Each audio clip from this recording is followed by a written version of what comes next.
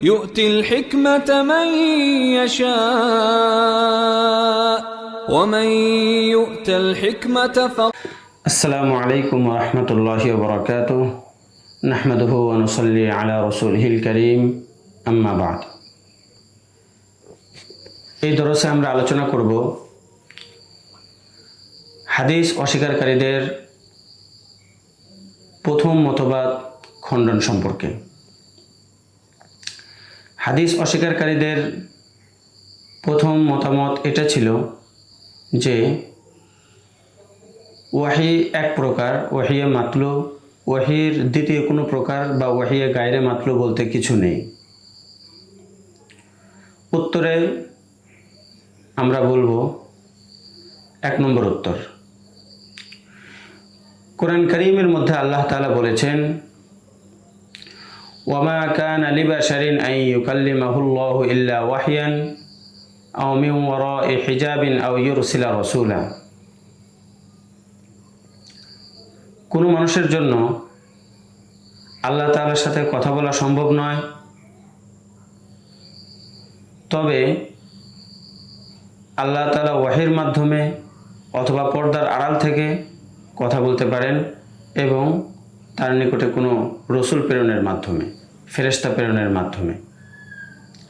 এই আয়াতের মধ্যে ইরসালে রসুল বা ফেরেশতা প্রেরণ এটা ছাড়াও ওয়াহির আরেকটি প্রকার বর্ণনা করা হয়েছে, ইল্লা ওয়াহিয়ান।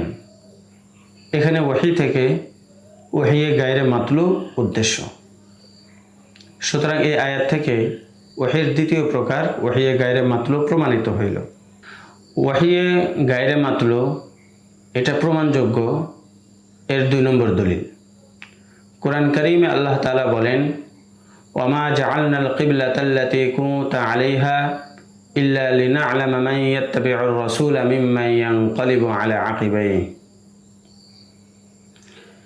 আর আপনি যে কিবলার উপরে ছিলেন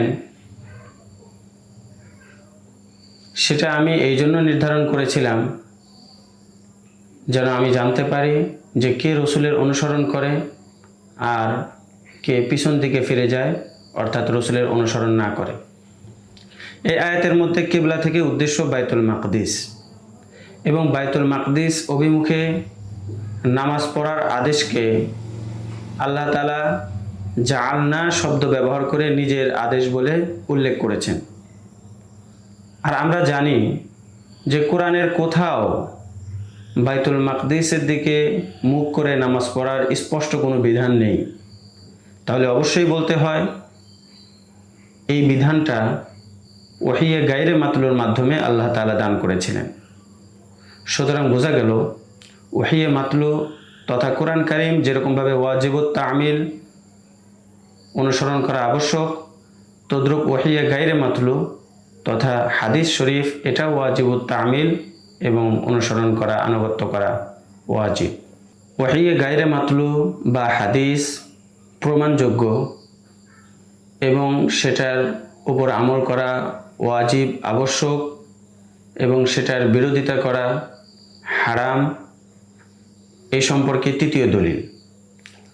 কোরআন কারীমের মধ্যে আল্লাহ তাআলা বলেন, আলিমাল্লাহু আন্নাকুম কুনতুম তাখতানুনা আনফুসাকুম। আল্লাহ তাআলা জানেন যে তোমরা নিজেদের সাথে খিয়ানত করেছ। এই আয়াতের মধ্যে রমজানের রাত্রিতে স্ত্রী সহবাসকে খিয়ানত বলে আল্লাহ তাআলা উল্লেখ করেছেন। পরবর্তীতে এই কাজটিকে বৈধতা দেওয়া হয়। অথচ কোরআন কারীমের মধ্যে কোথাও রোজার রাত্রিতে স্ত্রী সহবাসকে হারাম করা হয়নি স্পষ্টভাবে।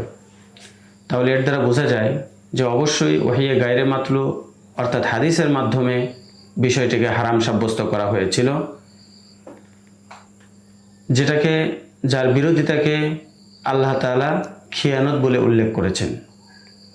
সুতরাং বোঝা গেল যে ওয়াহিয়ে গায়রে মাতলু বা হাদিস অস্বীকার করা, সেটার বিরুদ্ধাচরণ করা, এটা খিয়ানত এবং হারাম। يشاء ومن يؤت الحكمة فقد أوتي خيرا كثيرا وما يذكر إلا أولو الألباب